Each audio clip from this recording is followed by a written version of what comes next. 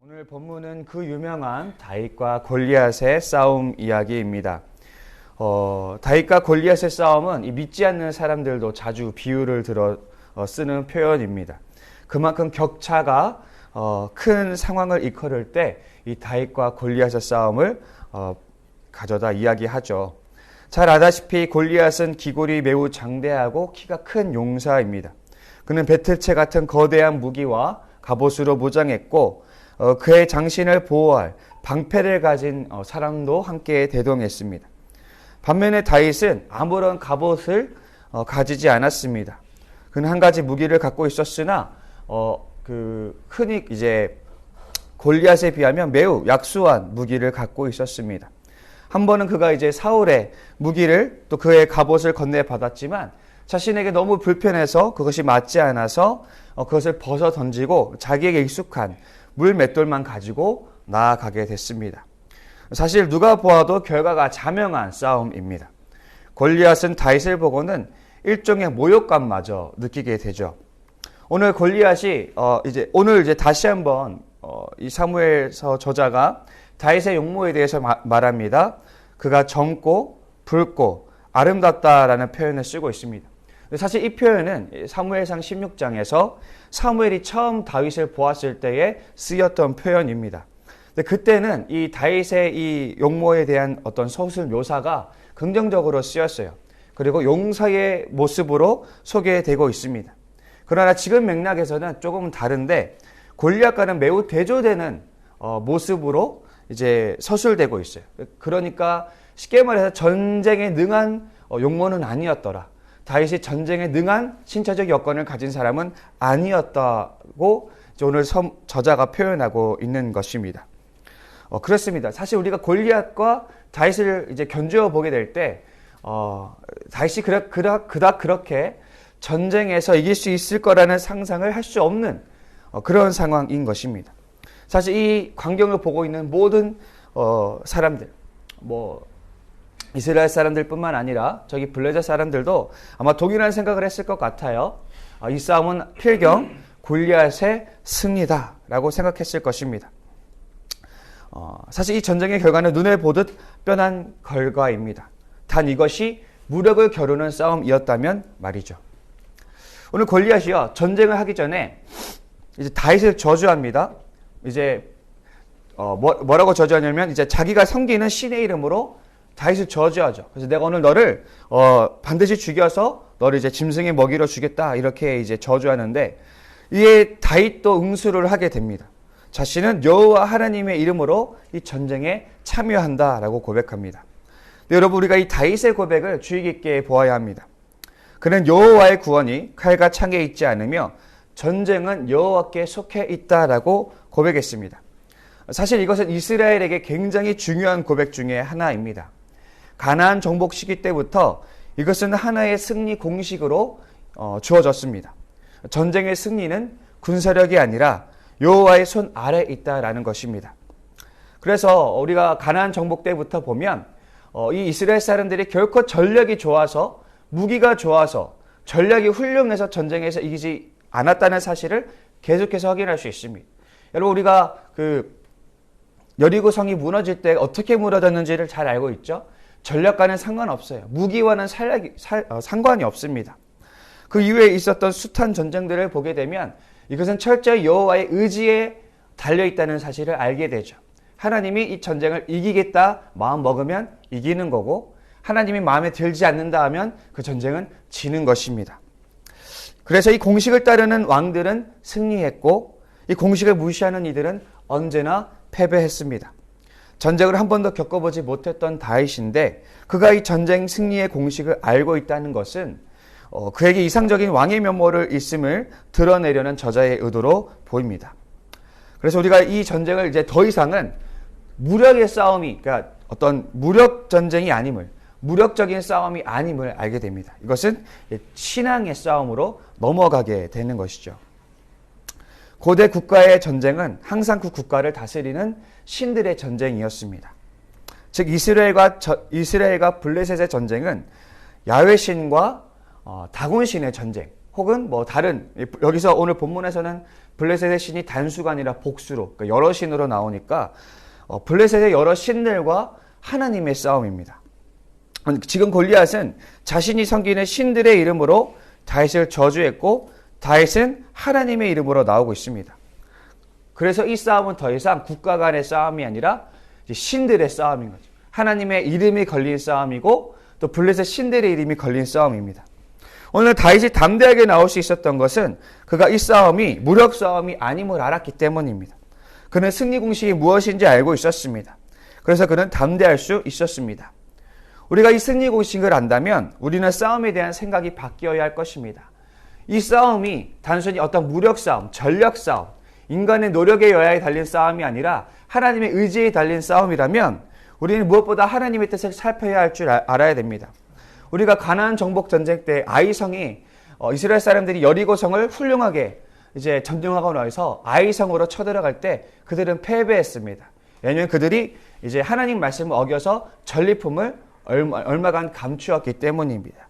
그런가 하면 우리가 사사 시대에 이 이스라엘 사람들이 블레셋 사람들과 싸울 때 언약궤를 가져갔음에도 불구하고 패배하는 일을 또 보게 되었습니다.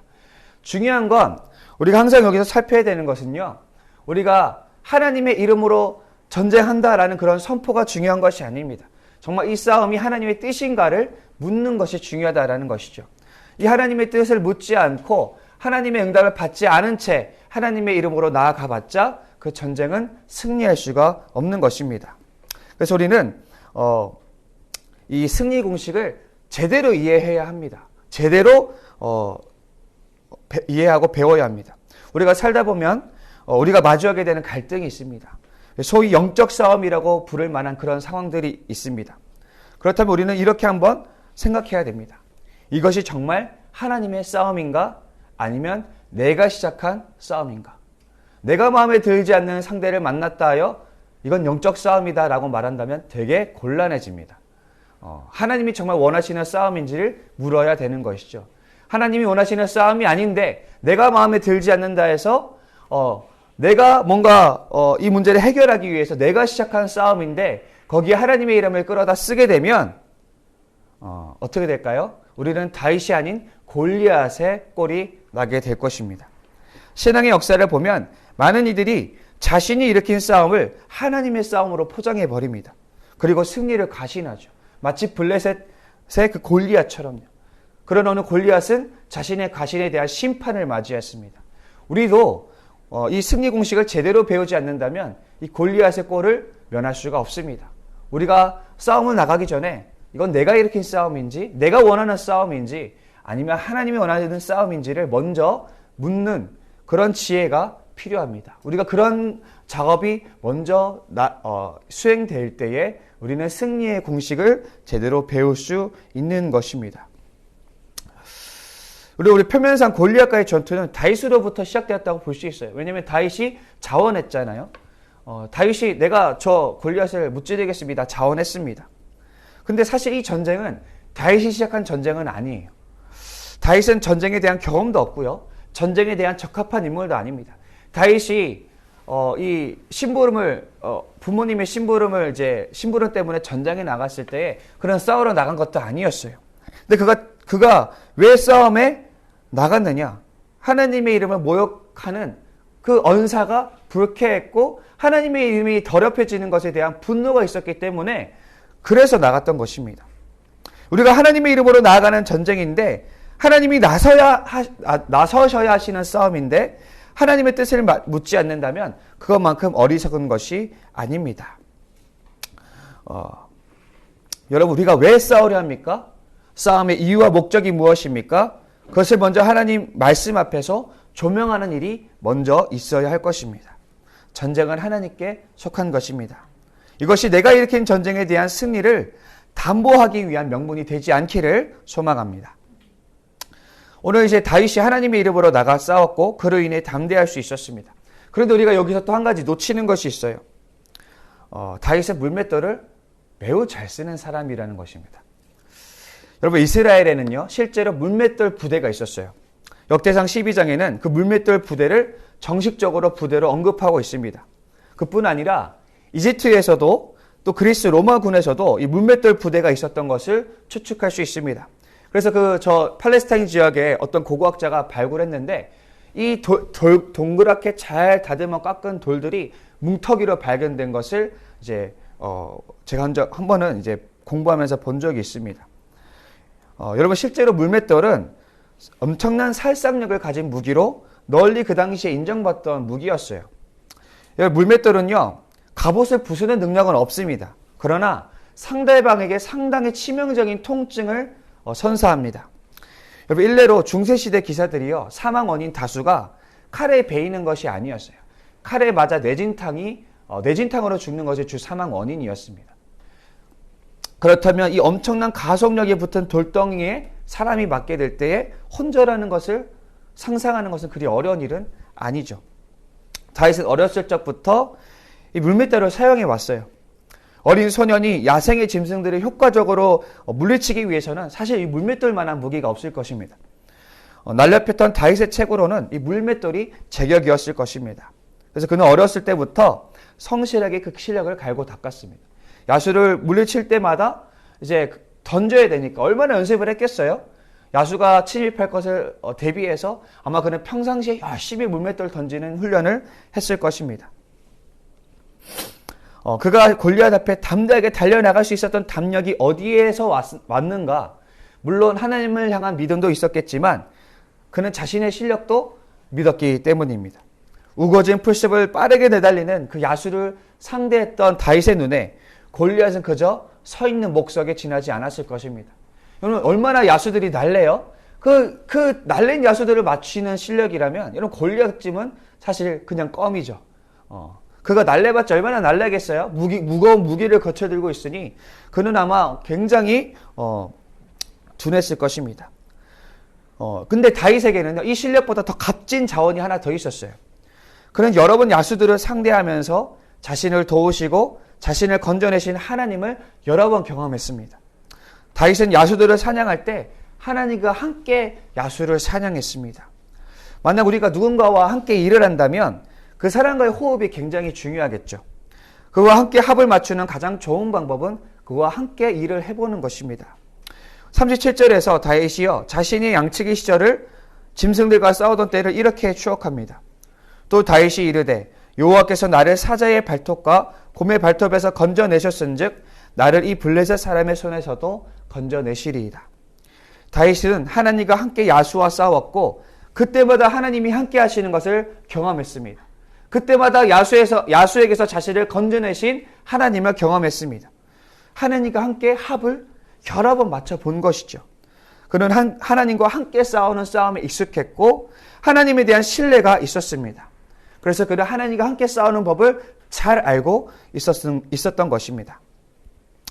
우리가 때로 이 다윗과 골리앗의 싸움을 이제 이야기하면서 그가 믿음으로 승리했다고 말합니다. 맞습니다.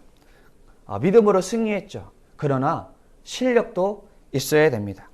만약 다윗이 양치던 시절에 설렁설렁 대충 있었다면 그래서 야수들이 양을 이제 훔쳐갈 때도 아니 어쩔 수 없지 하면서 그냥 아무런 대비를 하지 않았다면 그는 이 물맷돌 실력을 가지지 못했을 것이고 저 바닥을 뒹구는 것은 골리앗이 아니라 다윗이 되었을 것입니다. 하나님의 도움을 구하며 하나님과 함께 싸우는 경험이 없었다면 하나님을 의지하는 법을 배우지 못했을 것입니다. 그러나 그는 어렸을 적부터 주어진 기회에 충실했고 실력을 착실히 쌓아왔습니다. 그의 자신감은 그가 무수히 갈고 닦았던 경험으로 검증된 실력 때문이었습니다. 우리에게 이 실력이 있습니까? 우리는 과연 무엇으로 하나님의 싸움을 싸우겠다고 나섭니까? 많은 사람들이 그런 착각을 할 수 있어요. 믿음으로 다 되는 줄 알아요. 그러나 진짜 믿음은 그 믿음에 걸맞는 실력을 갖추게 합니다.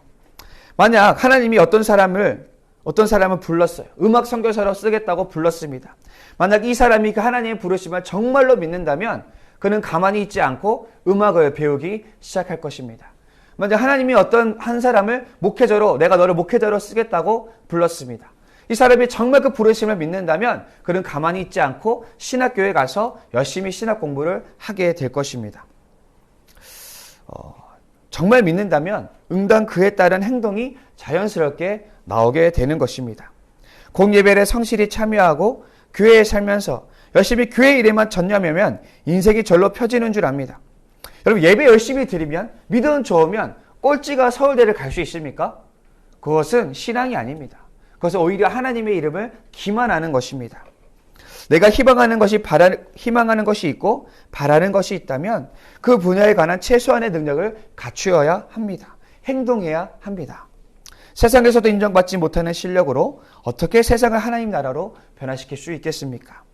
우리 성도님들, 마음껏 하나님의 나라를 상상하고 꿈꾸시기 바랍니다. 그러나 그에 걸맞는 실력도 갈고 닦는 우리가 될 수 있기를 소망합니다.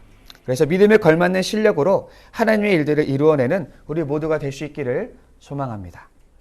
기도드리시겠습니다.